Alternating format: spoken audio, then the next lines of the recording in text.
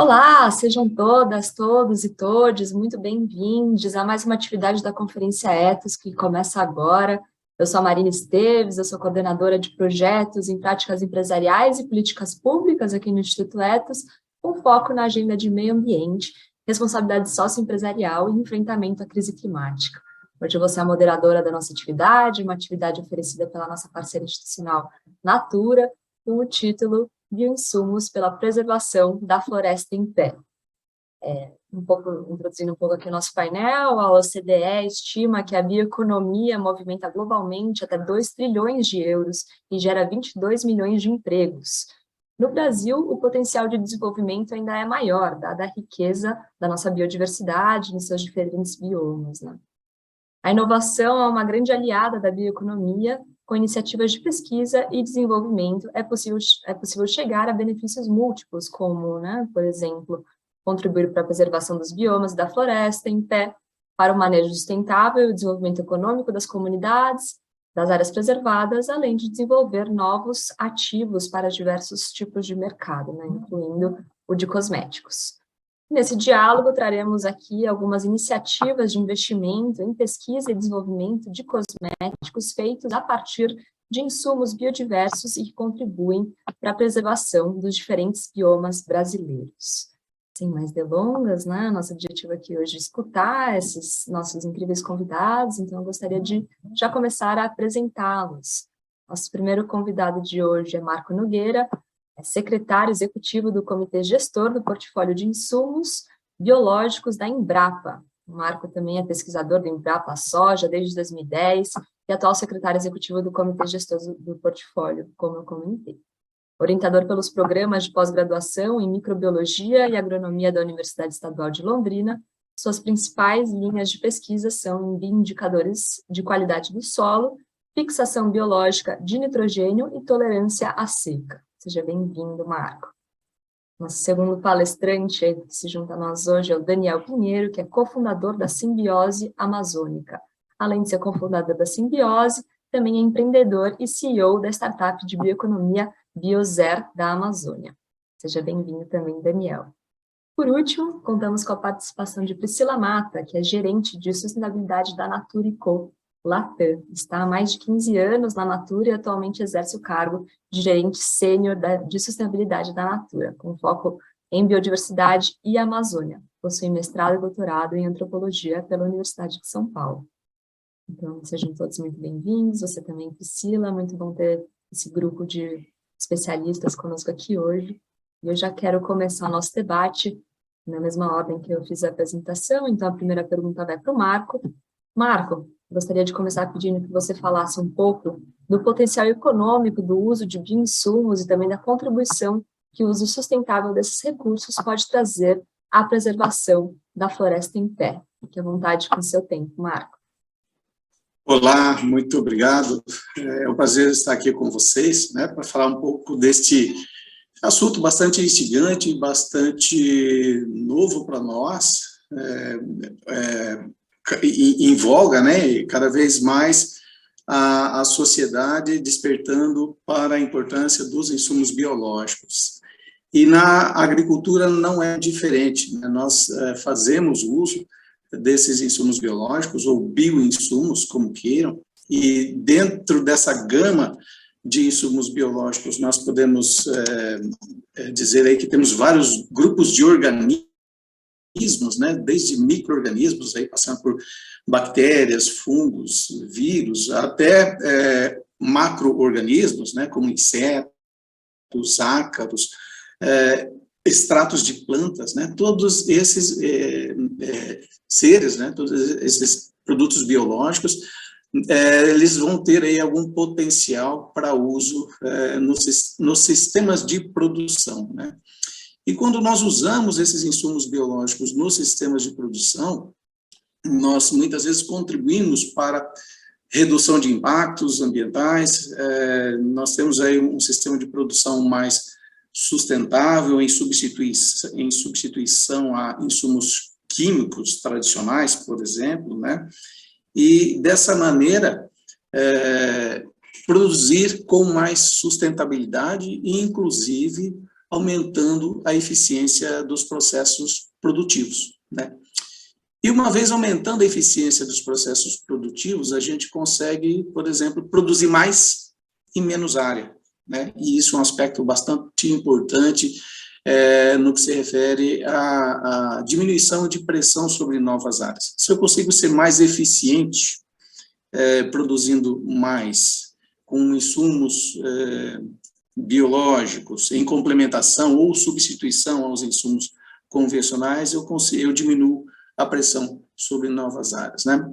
Então, por exemplo, os exemplos que eu vou trazer aqui, né, são na área de insumos biológicos para a agricultura, né? Nós temos aqui, nos nossos sistemas de produção, por exemplo, de soja, né, na nossa principal produto de exportação, nós conseguimos, por exemplo, suprir toda a demanda de nitrogênio, que é o principal nutriente demandado pela cultura, né, ou pelo menos a sua maior parte, um pouco vem do solo, que a planta absorve, mas a gente consegue suprir por meio de micro-organismos, por meio de micro-organismos benéficos, que a gente isolou do ambiente, dos sistemas de produção, ou sistemas nativos, e colocamos isso à disposição da cultura na forma de um insumo biológico de baixo impacto ambiental, de baixo custo, e aumentando a eficiência do processo produtivo, né? O principal exemplo, o caso mais bem sucedido, é o da soja, até o momento, mas o uso de insumos biológicos dentro de um contexto de uma bioeconomia cada vez mais crescente, ele vem aumentando no mundo todo, né?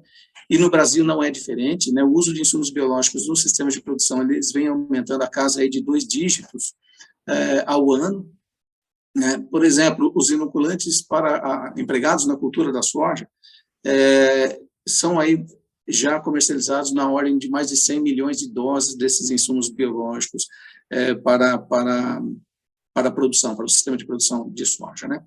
E a gente também tem expandido esses insumos e outros insumos biológicos para outras culturas, como, por exemplo, para o sistema de produção de milho, né? Recentemente, nós lançamos aqui uma tecnologia de uso de uma segunda bactéria para inocular milho, né? Até então, a gente praticamente conhecia muito a inoculação de leguminosas, o uso desse bioinsumo aí para leguminosas, né?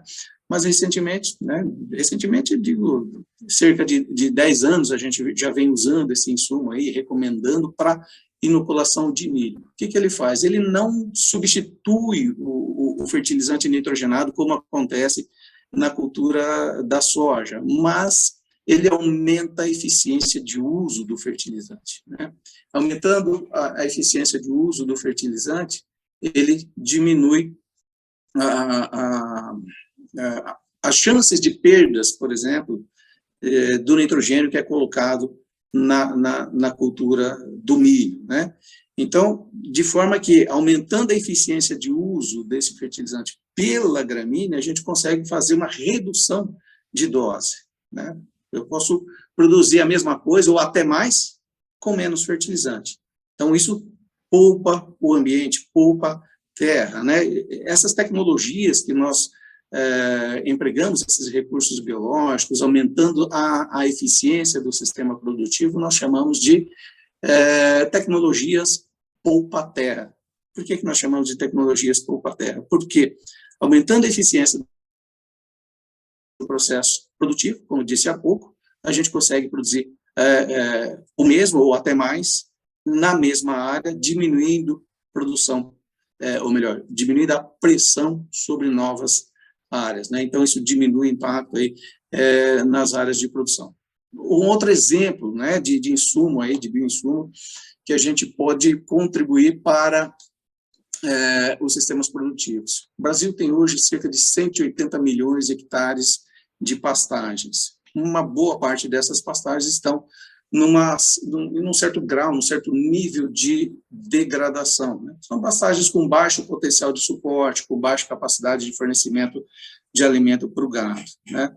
Nós podemos reformar essas pastagens já degradadas usando insumos biológicos nesse processo de recuperação e aumentando a eficiência produtiva, né?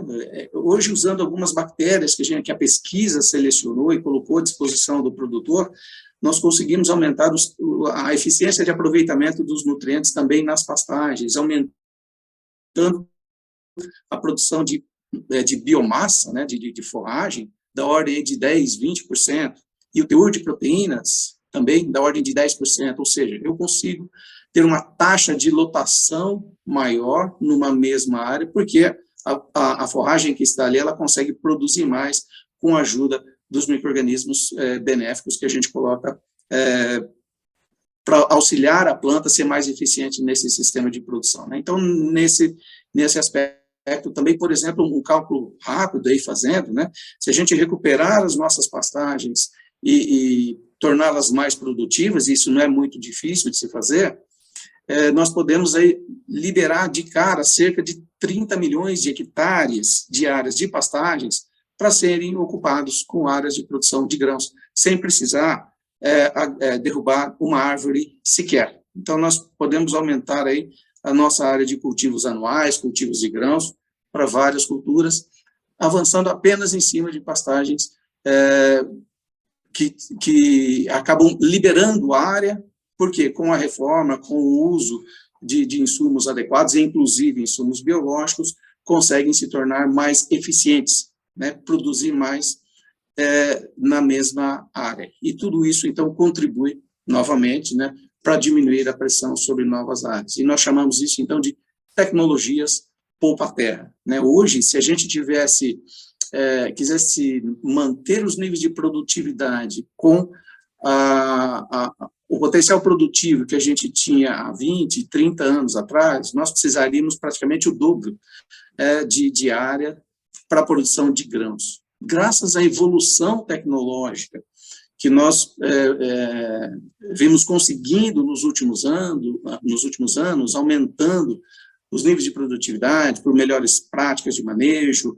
de solo, de culturas, né, uso de insumos biológicos, uso racional de fertilizantes e corretivos, né, nós conseguimos aumentar a eficiência do sistema produtivo e, com isso, produzir mais em menos área. E essa tecnologia, né, esse avanço dos sistemas produtivos no Brasil vem aumentando ao longo dos anos, né? A ciência brasileira ela vem trabalhando, né, para buscar cada vez mais aumentar a eficiência dos nossos sistemas de produção. E isso, obviamente, vai resultar em menos demanda por áreas e, consequentemente, economizando, né, salvando, né, o que a gente chama de poupando terra, né? Então, tudo isso às custas dessas tecnologias. E os insumos biológicos, eles estão aí como ferramentas para ajudar nesse sistema, aumentando a eficiência de uso de fertilizantes, substituindo ou complementando os insumos químicos, como mesmo agrotóxicos, nos sistemas de produção, né? Por exemplo, nós temos aí vários vírus, bactérias, fungos, que podem ser utilizados para a produção agrícola, né, em substituição ou complementação dos insumos convencionais. E onde que a gente busca esses insumos? A gente busca isso nos nossos ambientes naturais, né? É ali que a gente vai prospectar esses micro-organismos, fazer a busca daqueles isolados mais eficientes, né, para podermos trabalhar ali nos sistemas de produção, né? Então, é um trabalho incansável, né, que a ciência faz, constante, na busca e prospecção desses micro-organismos, na sua caracterização, né, e disponibilização depois para a indústria e para o produtor para usar nos seus sistemas produtivos. Muito obrigada, Marco, pela sua intervenção interessantíssima, né? Essa visão da Embrapa sobre tecnologias poupa-terra, né? De usos intensivos ao invés de extensivos, né? Com certeza essa é uma maneira muito inteligente e inovadora, né? De evitar o que você diz, né? Esse aumento da fronteira agrícola e através, né, de usos mais inteligentes do território. Muito bacana ouvir de vocês como esse trabalho vem sendo endereçado dentro do Embrapa. Muito obrigada pela sua primeira contribuição. Vou seguir aqui a nossa roda de diálogo, passando a palavra para o Daniel, e queria ver com o Daniel, você contar um pouquinho aqui para a gente como surgiu a simbiose, como funciona, né, para vocês essa integração da Floresta em Pé e a atividade extrativista sustentável. Então, muito obrigada, Daniel, seja bem-vindo. A palavra está com você. Obrigado. Primeiro, eu gostaria de agradecer ao Instituto Etos pelo convite. É um prazer imenso estar aqui contribuindo e falando um pouco do nosso projeto e parabenizar a Natura pelo tópico, que é falar sobre bioinsumos pela Floresta em Pé. Bom, eu inicio minha fala também por pessoas, são quase 30 milhões de brasileiros na Amazônia, e criar alternativas de viabilidade econômica para a região é uma alternativa, de fato, para manter a floresta em pé. Bom, a simbiose amazônica, ela nasce ali com o objetivo de levar saúde e beleza, unindo ciência e tecnologia ao conhecimento tradicional, unindo o que tem de melhor no mundo, utilizando a biodiversidade amazônica para levar um cosmético 100% natural, orgânico e vegano e de base florestal amazônica. Lá em final de 2016, início de 2017, meu sócio trouxe a ideia, o Amaral, que deve estar nos ouvindo agora, de a gente estar desenvolvendo uma marca 100% a Amazônia, que nasce, né, dentro da região, para levar a Amazônia de uma forma premium, com rastreabilidade e segurança, através de um cosmético 100% natural, orgânico, vegano e de base florestal amazônica. E, bom, um dos nossos primeiros gargalos foi a cadeia produtiva dos insumos. Quando a gente começou a entender toda a cadeia produtiva, a gente viu que tinha um gargalo muito grande na cadeia produtiva no estado do Amazonas. A gente via ali o Pará muito mais organizado, e o estado do Amazonas tinha ali uma figura que se chamava o atravessador no meio do caminho, no qual ele ia nas comunidades, saía coletando ali o óleo de andiroba, o óleo de copaíba, e fazia essa transição, e esse valor agregado era dissipado no decorrer do caminho. Então, a gente identificou isso logo no início do nosso projeto, quando nasce a simbiose. Simbiose é justamente essa interação benéfica entre o homem e a floresta, o extrativista e a floresta, e que a gente não agrida, muito pelo contrário, a gente tem essa interação benéfica e consiga manter a floresta de pé. Então, a gente viu que precisava fazer alguma coisa para poder ter uma rastreabilidade e segurança dos nossos insumos, onde o nosso objetivo era levar a Amazônia de uma forma premium, com produto fabricado e desenvolvido em Manaus, e levar a Amazônia com toda essa rastreabilidade e segurança e com certificações internacionais. Então, a partir disso, a gente viu a necessidade de possuir toda essa rastreabilidade e segurança e ter que trabalhar na cadeia produtiva. Nós buscamos alguns parceiros que já desenvolviam algum trabalho, como usinas e cooperativas, como o Sebrae. O Sebrae Amazonas é um forte parceiro nosso, onde, a partir desse trabalho em conjunto, a gente conseguiu mapear onde estavam ali os potenciais insumos, no qual a gente iria utilizar na nossa cadeia produtiva. E, bom, a gente teve a oportunidade de participar de um projeto muito bacana, que foi o Cidades Florestais. Nesse projeto, a gente teve a oportunidade de participar em 5 mini-usinas instaladas no interior do estado do Amazonas, na implementação de boas práticas de fabricação, programa de gerenciamento de resíduos, enfim, mostrar o mínimo viável que uma empresa, uma indústria precisa para obter esse insumo com rastreabilidade e segurança e incorporar no seu processo de produção. Bom, a gente logo de cara identificou que esse gap entre a comunicação do que a indústria precisa ter para obter esse insumo de uma forma direta. Então, a gente começou a trabalhar isso, mostrou ali como é que era uma ficha técnica padrão, quais eram os indicadores que eram analisados por cada ingrediente, nos óleos, nas manteigas, e a partir disso a gente começa a criar essa conexão e trabalhar de uma forma onde a gente começa a estimular o desenvolvimento dessa cadeia produtiva, no qual a gente vai ter um insumo com toda a rastreabilidade e segurança, e desde sempre, como a gente não tinha um volume para estar consumindo uma grande quantidade, o objetivo era prepará-los para também estar oferecendo esses ingredientes para outras indústrias, visto que o mercado de cosméticos utilizando insumos amazônicos está crescendo cada vez mais e essa falta de insumos com rastreabilidade e segurança, ela empaca muitas das vezes, né, nessa distribuição desses ingredientes. Bom, então, além disso, a gente coloca o extrativista como um elo principal entre a indústria e a floresta. E a gente mostra que a floresta ela é um organismo vivo, ela tem as suas sazonalidades, ela tem as suas safras, ela tem todas as suas particularidades e peculiaridades, onde a gente consegue mostrar toda essa dificuldade numa percepção de valor para o mercado internacional, para o mercado nacional. Então, a gente começa a engajar nesse sentido e mostrando que toda essa nossa dificuldade logística de estar aqui em Manaus, fabricando, desenvolvendo, e a gente conseguir vender isso com valor agregado, então, mostrar todo esse trabalho com esses stakeholders e mostrar a figura importante que é o extrativista lá na ponta e ele como fomentador da floresta de pé. E a gente começa a ter essa percepção de valor pelo cliente hoje que quer consumir um produto aonde de fato mantém a floresta de pé. Então, como eu inicio a minha fala, bom, como que a gente consegue preservar a Amazônia de uma maneira mais assídua?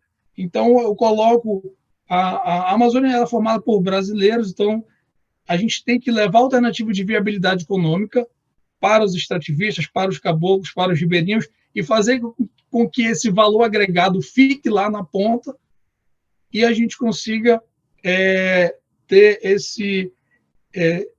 essa distribuição econômica de uma forma favorável.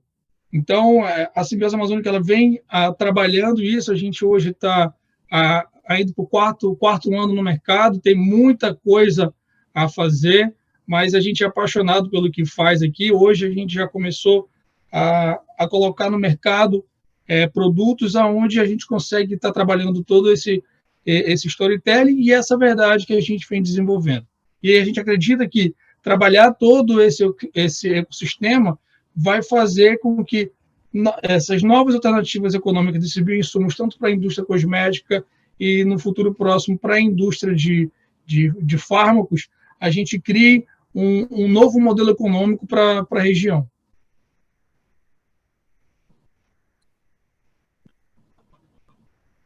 Muito bacana, Daniel, obrigada pela sua intervenção. Acho que você traz um ponto muito relevante aqui para a discussão, né? A questão sobre governança, rastreabilidade e incremento, né, de renda às populações, né, que fazem o manejo desse insumo. Então, muito bacana saber um pouco mais do caminho, né, da simbiose amazônica. Então, seja muito obrigada pela sua participação. A gente retorna para você daqui a pouco também na próxima rodada de comentários.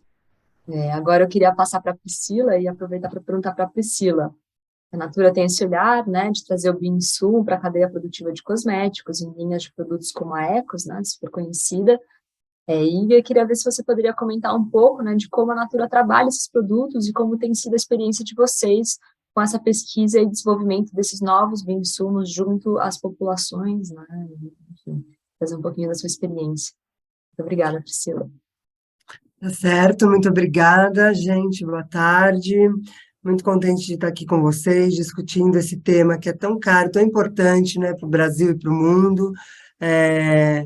Bom, para começar, né, a Natura tem como filosofia, né, transformar os desafios socioambientais em oportunidades de negócio, gerando impacto social e ambiental positivos. Então, é isso que nos guia nesse movimento. E acho que pensando nessa temática, né, de insumos,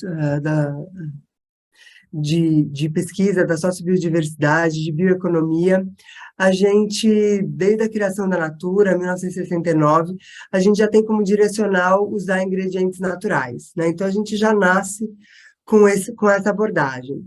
E aí, nos anos 2000, A gente entende que, assim, estamos no Brasil e a gente entende que a biodiversidade brasileira é fundamental como uma plataforma de inovação para a empresa. A partir disso, entrando na pergunta que a Marina fez, né, a gente começa a fazer pesquisa de ingredientes da biodiversidade brasileira. Acho que é importante dizer, né, pegando o começo da conversa e a explicação, né, e toda a explanação do Marco, quando a gente fala de bioeconomia, que é uma abordagem que está muito nova, mas que é muito necessária e está muito direcionando toda essa estratégia que a gente vem construindo, bioeconomia ela traz esse olhar dos insumos, de trazer pesquisas e insumos focados nos recursos biológicos, como o Marco falou, né? Trazendo esse olhar de circularidade, de aproveitamento dos recursos e também uma abordagem de baixo carbono. Conectando aqui com o que eu estava falando, quando a gente olha, né, para essa plataforma de inovação que a Natura vem desenvolvendo desde os anos 2000, focada na biodiversidade brasileira, e a partir de 2011, focada na biodiversidade do bioma amazônico, a gente entende que essa conexão, essa abordagem de bioeconomia, ela é fundamental que a gente traga para essa conversa esse olhar de sociobiodiversidade, né? Porque conecta muito com essa vocação do Brasil e da Amazônia, que é o que eu vou falar agora, né? Então, é muito importante a gente trazer e fortalecer esse conceito pensando nessas potencialidades que a gente tem aqui no Brasil, especialmente a partir das florestas tropicais e dos outros biomas. Então, a partir dos anos 2000, a gente começa a fazer essa pesquisa com esses ingredientes, insumos da biodiversidade brasileira, depois da Amazônia. Mas muito, né, o nosso direcional é essa abordagem de floresta em pé, regeneração e geração de renda, né? A gente entende que esses três elementos eles têm que caminhar junto. Então, a gente direciona toda essa estratégia unindo a ciência e o conhecimento tradicional. E com isso, começamos a estabelecer um modelo de relacionamento com as comunidades agroextrativistas. E é assim que a gente começa o desenvolvimento da nossa pesquisa.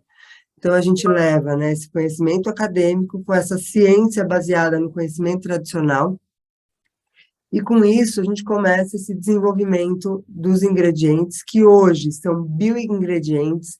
Hoje temos 41 bioingredientes exclusivos com benefícios comprovados, né, a partir dessa parceria. Então, nesse caminho, tem um ponto importante onde a gente trabalha o desenvolvimento desse manejo ou das estratégias de agricultura junto com com as comunidades tradicionais. Então, esse é também um ponto de pesquisa e desenvolvimento conjunto com as comunidades, pensando justamente na capacidade desse bioma, nesse olhar de regeneração e conservação, e também desse interesse e capacidade desse interesse das comunidades em estarem desenvolvendo esses ativos, né? Então, esse é o primeiro passo, desenvolver esse manejo, e juntamente com isso, né, a gente vai pesquisando essa atividade do ingrediente, onde a gente leva para uma pesquisa de laboratório, né? Então, essas duas etapas são fundamentais no desenvolvimento do ingrediente. Quando a gente comprova o benefício desse ingrediente, e toda a segurança e eficácia, a gente vai trabalhar no desenvolvimento do produto e na escala dessa cadeia, né? Justamente para atender a demanda das marcas e de produtos, especialmente da marca Ecos. Então, esse é o próximo passo. Então, primeiro, a gente desenvolve a pesquisa do ingrediente, o manejo, e depois, justamente, a estratégia de escala, onde a gente constrói sempre junto, é um trabalho muito em conjunto com essas comunidades agroextrativistas para desenvolver esse processo e essa padronização da escala, sendo muito direcionado, né, para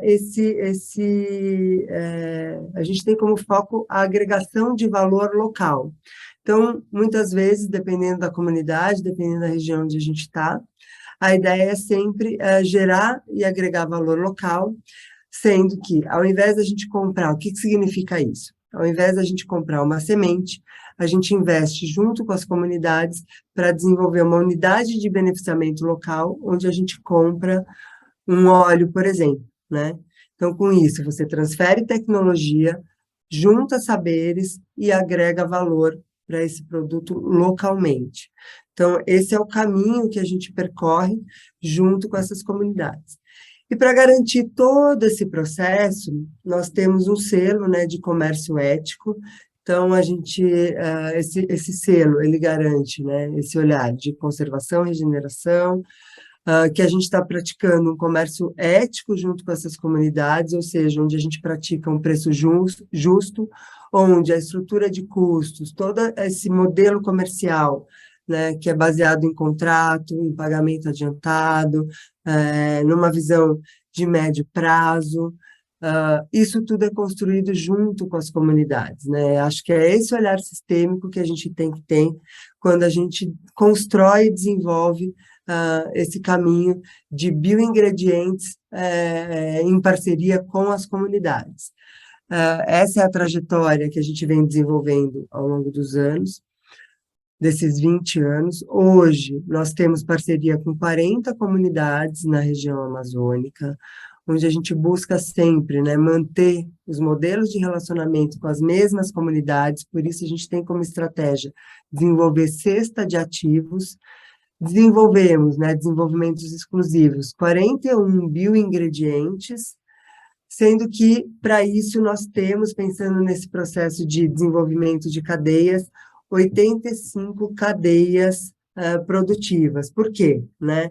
Justamente pensando nessa estratégia de o quanto que a comunidade quer dedicar o seu tempo para trabalhar com esses bioingredientes e o quanto também a floresta pode oferecer naquela região, por isso que a gente faz toda essa estratégia de manejo. Então, de 41 bioingredientes, nós temos 85 cadeias da sociobiodiversidade junto com essas comunidades. O que significa isso? Que, porventura, se eu tenho uma demanda de óleo de andiroba, por exemplo, eu acabo comprando em 3, 4 comunidades diferentes, justamente para respeitar esse olhar de impacto socioambiental positivo, né? Acho que essa é uma questão fundamental quando a gente está trabalhando com esses ingredientes amazônicos, essas cadeias da sociobiodiversidade. Então, temos 85 cadeias, 40 comunidades de relacionamento, mais de 8.000 famílias, né, estão envolvidas nessas cadeias. Então, tem essa questão da geração de renda, que é fundamental nesse modelo de negócio. Então, a gente gera renda para mais de 8.000 famílias, e em contribuição com parceiros locais, né, entidades governamentais, não governamentais, as associações e cooperativas que são nossas parceiras, a gente contribui para conservar 2 milhões de hectares de floresta em pé, né? Então, essa é a síntese do modelo de negócios que a gente vem desenvolvendo há 20 anos. Acho que o importante dizer, né, nessa estratégia é que todo esse movimento é intrínseco ao modelo de negócio na Natura. Então, acho que esse é a grande riqueza que a gente tem nessa estratégia de valorizar a floresta em pé e valorizar povos e comunidades tradicionais, porque esse movimento é intrínseco a um modelo de negócio, né? Acho que isso é fundamental para a gente ter aqui, nesse processo de fortalecimento desta bioeconomia que a gente chama da sociobiodiversidade, que é muito característica do Brasil, né? A gente vem trazendo esse conceito vem sendo pautado e formulado, inclusive, pelas populações locais. Quando a gente fala de bioeconomia, trazer essa abordagem da sociobiodiversidade. Acho que isso a gente tem que cada vez mais estar fortalecendo, e aí sim, né, todo este movimento, como a gente fala, tem essa abordagem econômica que a Marina citou no começo, né, que é essa referência do potencial da bioeconomia. Então, acho que cada vez mais, juntando com tecnologia, como a Embrapa falou, com inovação, né, porque a pesquisa vem junto com esse movimento, isso pode alavancar, né, de verdade, toda essa economia local e nacional, né? Acho que essa é uma aposta, esse é um caminho que tem muitas oportunidades, e acho que esse momento hoje a gente está aqui, né, fazendo esse bate-papo justamente para poder levar essa informação, né, promover este caminho, falar, tirar as dúvidas e mostrar que é possível, né, que é um caminho de muitas oportunidades que a gente tem pela frente, pensando que estamos num país mega diverso, né? Então, acho que essa é uma síntese importante, pensando em bioeconomia da sociobiodiversidade. Com certeza, Priscila, muito obrigada pela sua intervenção. De fato, né, a Natura se consolida como uma empresa, né, precursora desse tipo de negócio, né, desse modelo de negócio. Então, é muito interessante ouvir de você, né, um pouco de como esse modo de operação, né, esse modus operandi da Natura vem caminhando ao longo dos anos e como se consolida, né, hoje em dia, com toda essa discussão, né, sobre a sociobiodiversidade, a relação com as populações locais e tradicionais em seu modo, né, de produzir, né, vinculado a modos, né, mais próximos do empresariado, né, de meios de produção mais conhecidos para nós. Foi muito legal seus comentários sobre a Natura, né, muito bom ter vocês aqui com a gente, trazendo, né, toda essa vasta experiência no ramo, muito legal, né, acho que só acrescenta a nossa conversa. A gente agora caminha na segunda rodada do nosso debate, a gente tem mais uma rodada, né, para comentários, para respostas de perguntas, para continuação das observações já trazidas nesse primeiro momento e para comentários finais, né, dos nossos palestrantes. Infelizmente, nossa atividade tem só 50 minutos, né, mas já é muito legal para justamente dar esse pontapé, né, na discussão e explorar, como todos comentaram, né, essa grande potência que é a bioeconomia, né, e os bioinsumos para estimular, né, não só a agricultura, mas diversos outros setores, né, no caso de cosméticos e agricultura que a gente explorou aqui na nossa conversa. Então, eu vou retomar a mesma ordem das primeiras intervenções, vou começar pelo Marco, e aí, Marco, eu vou te perguntar, né, no seu ponto de vista, quais são as perspectivas que você entende, né, para o crescimento do uso de bioinsumos no Brasil e quais as ações por parte das empresas, comunidades e de políticas públicas, né, seja investimento também, quais são essas perspectivas que podem ser tomadas para alavancar essa produção, né? Você comentou aqui alguns exemplos, né? E eu queria que você trouxesse um pouquinho de como esses exemplos, quais são, né, os próximos passos e como isso pode contribuir justamente para a preservação da floresta, né? E aí, trazendo já esses comentários finais. Obrigada, Marco. Só o seu microfone. Tá? Perdão. Esse é o mercado que vem expandindo, como eu disse, a casa de 2 dígitos ano a ano, o mercado de insumos biológicos, né? Para vocês terem uma ideia, a indústria nacional, no início dessa década, ela tinha, de 2010, né, não dessa, mas da década passada, ela tinha cerca de um pouco mais de 15 indústrias relacionadas à produção de insumos biológicos. E para vocês terem uma ideia, em 2020, nós já tínhamos cerca de 150, praticamente nós dobramos o número de indústrias produtoras de insumos biológicos para a agricultura, né? Então, é um mercado em expansão, né? E o crescimento desse mercado, ele estima-se que seja ainda maior nas próximas décadas. Hoje é um mercado estimado aí da ordem de 2,5, 3 bilhões de reais, e isso lá para 2030 deve chegar ao mercado da ordem de mais de 17, quase 18 bilhões de reais, baseado em insumos biológicos para a agricultura. E aonde que é a fonte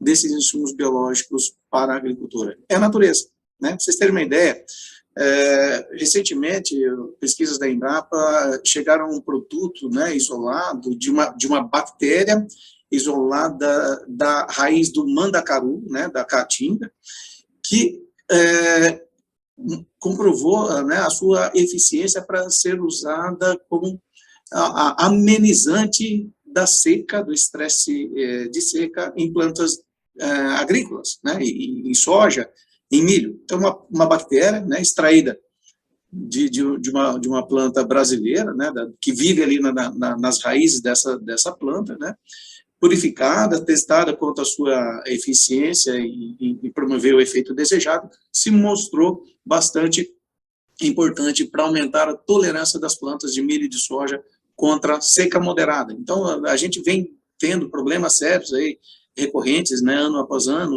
de ocorrência de eventos extremos de seca, e isso, esses insumos biológicos podem, inclusive, colaborar também nesse sentido, né? E bem como disse a Priscila, ainda mais, né, nós temos trabalhado nesse modelo de agricultura de baixo carbono. A gente tem fomentado pesquisa, desenvolvido trabalhos, né, para cada vez mais, e mesmo nos sistemas de produção, digamos assim, grandes, voltados para o agronegócio, sistemas que imitem cada vez mais a natureza, né, cada vez mais imitando, substituindo insumos químicos por insumos biológicos, usando práticas de manejo de solo e da cultura que favoreçam, que mimetizem, por exemplo, um solo de floresta, quando a gente aumenta a diversidade de cobertura vegetal, o aporte de carbono no solo. Hoje, a Embrapa tem, não só hoje, a Embrapa já faz isso desde a sua criação, né, a geração de tecnologias sustentáveis, né, e tecnologias democráticas, que são disponibilizadas desde do agricultor familiar até o modelo de produção aí, destinado exclusivamente para o agronegócio, né? Então, são tecnologias democráticas, né, baseadas nesses insumos biológicos, que são cada vez mais disponibilizadas aí para o produtor, e essa é uma tendência mundial, né? A agricultura brasileira tem muito a contribuir nas questões de problemas globais, né, como mitigação da emissão de gases de efeito estufa. Nos nossos solos, nós podemos guardar carbono, né, e os insumos biológicos são ferramentas para serem utilizados, né, nesses processos, aumentando a nossa eficiência dos sistemas de produção e poupando terra, né, diminuindo pressão, novamente, sobre áreas que devem ser protegidas. Interessantíssimo, Marco. Obrigada por trazer mais um pouco, né, da visão da Embrapa em relação à sua área, né, de bioinsumos. Muito, muito bacana conhecer todas essas soluções e inovações que vocês têm pensado e aplicado. Muito obrigada por toda a sua participação. Eu vou seguir aqui com os outros colegas, mas já agradeço e fique sempre bem-vindo a participar aqui das conferências promovidas pelo Instituto Edson. É um prazer contar com a sua participação. Seguindo a ordem, Daniel, queria ver com você se você poderia trazer um pouquinho a sua visão, né, de como você percebe essa recepção e oportunidades que o mercado para esse tipo de produto, né, produtos feitos a partir de bioinsumos, na percepção da simbiose amazônica, né, como você percebe essa relação, e também trazer seus comentários finais. Obrigada. Marina, recentemente nós estivemos nos Emirados Árabes, numa rodada de negócios, e a nossa grata surpresa foi a procura, de fato, por produtos amazônicos, e esses potenciais clientes procurar saber se, de fato, estava sendo produzido e fabricado na região amazônica, né? Então, além disso, a gente vem cada vez mais identificando isso como esses clientes buscando um produto verdadeiramente natural, orgânico e vegano. Então, isso é uma tendência global de consumo. A gente começa a identificar isso, onde que o meu consumidor hoje está 100% antenado, ele vai ler o rótulo, ele vai saber, ele vai buscar quais são os ingredientes ali, quais que tem potenciais alergênicos, se tem fragrância sintética na formulação. Então, a gente começa a ver essa educação do consumidor, e ele está buscando produtos verdadeiramente naturais e também produtos orgânicos que vão estar colocando ali na pele. Então, essa tendência global de consumo a gente já começa a ver de uma maneira mais concreta, E então se falava muito isso há uns anos atrás, hoje a gente começa já a ver esse mercado cada vez mais difundido e onde os clientes vêm buscando toda essa percepção de valor. E, no nosso caso, como que, fazendo a aquisição de um produto que é fabricado dentro da região, ele impacta diretamente entre todos os stakeholders envolvidos. Então, isso que a gente busca estar mostrando, como fazer a aquisição de um produto na região, que é fabricado na região, a gente gera esse impacto positivo e, em contrapartida, mantém ainda a floresta de pé.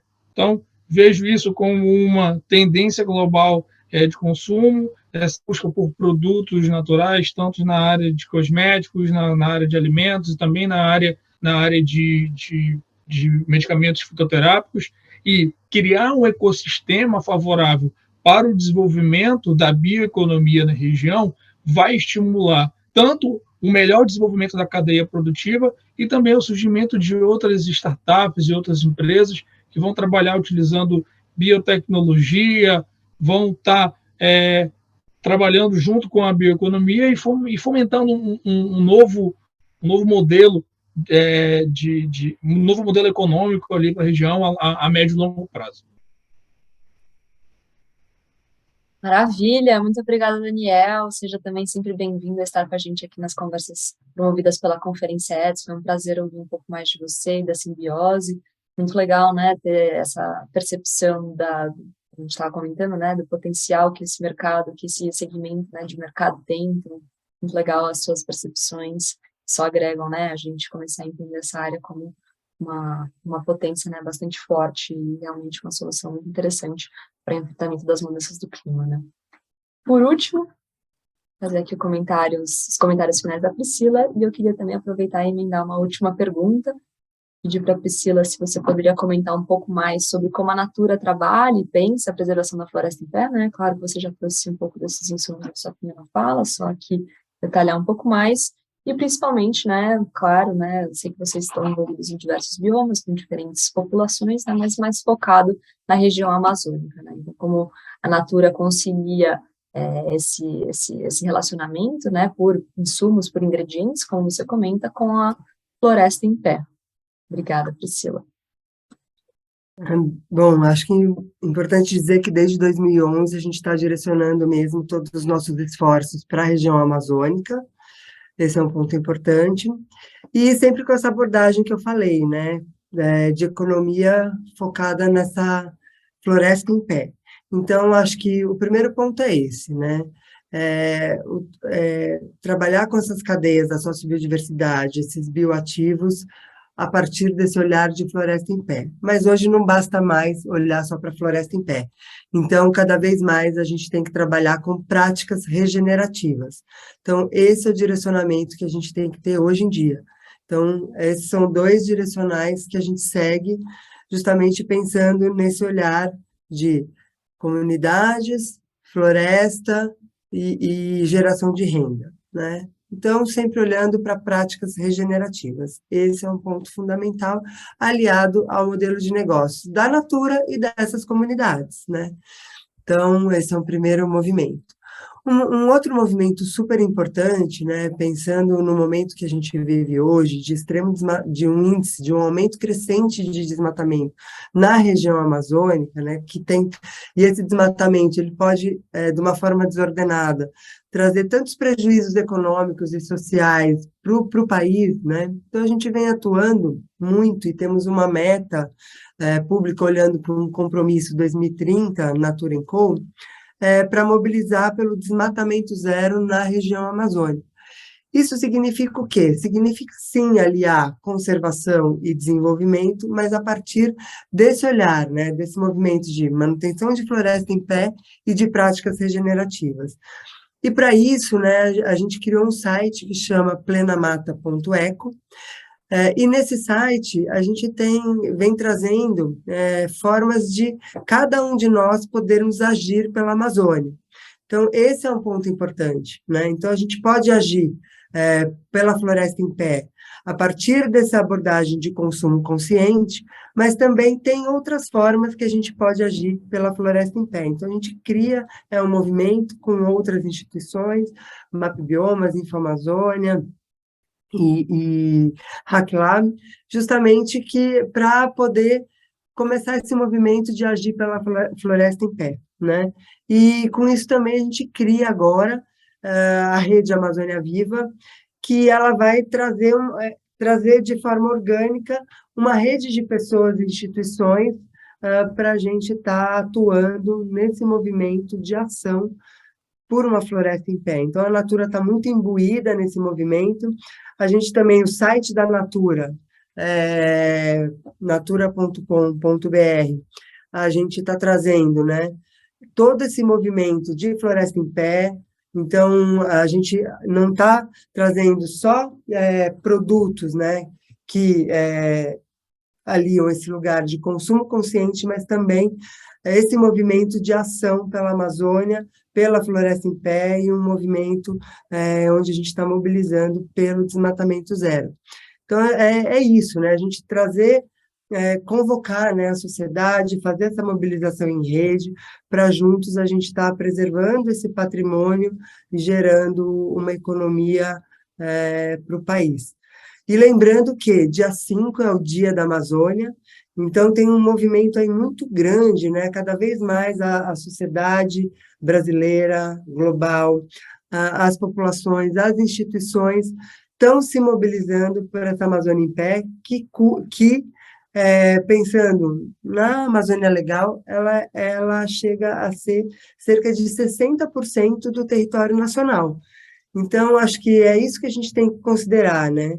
Quanta oportunidade, quanto potencial a gente tem, e cabe a todos nós, né, cuidarmos desse bem, que é um bem nacional, e nos mobilizarmos, conhecer mais sobre a Amazônia, nos mobilizarmos cada vez mais por essa floresta em pé e pelas populações que lá estão. Acho que é isso, Marina. Então, é um movimento amplo aí para pensar essa conservação da floresta, essa proteção da floresta, né? Que a gente só pode fazer em rede a partir desse movimento orgânico aí de todos nós. Com certeza, Priscila, obrigada pelos seus comentários finais. Queria ressaltar aqui só entre muitos pontos que você traz, né? O ponto da união entre, né, preservação da floresta em pé, a manutenção e restauração, né, de áreas já degradadas, e esse relacionamento, né, com outros modos de relacionamento com as populações locais, né. Então, muito interessante esse relacionamento que você aponta no modo de operação da Natura, e claro, né, sempre muito bom contar com você e com a Natura aqui nas atividades do Instituto Ethos. Agradeço a todos os nossos palestrantes do dia de hoje. A nossa atividade é muito rápida, né, 50 minutos passa voando, então é realmente só para a gente começar a pensar nessa temática, né, trazer aqui uma pulga atrás da nossa orelha, né, para a gente voltar a olhares mais atentos, né, à questão de produção de bioinsumos e essa articulação, né, com a preservação da floresta em pé, com a restauração e com o enfrentamento à mudança do clima. Então, muito obrigada aos palestrantes, obrigada a todo mundo que nos acompanhou aqui pelo YouTube. Se você gostou dessa conversa, deixe seu like, essa curtida no canal, se inscreva no canal do Instituto Ethos, e todas as quintas-feiras estamos aqui ao vivo, e todas as nossas atividades ficam gravadas e salvas no canal, aqui no canal de YouTube do Instituto Ethos. Muito obrigada e nos vemos na próxima vez. Obrigada, boa tarde. Tchau, tchau, gente. Obrigado. Tchau, obrigado.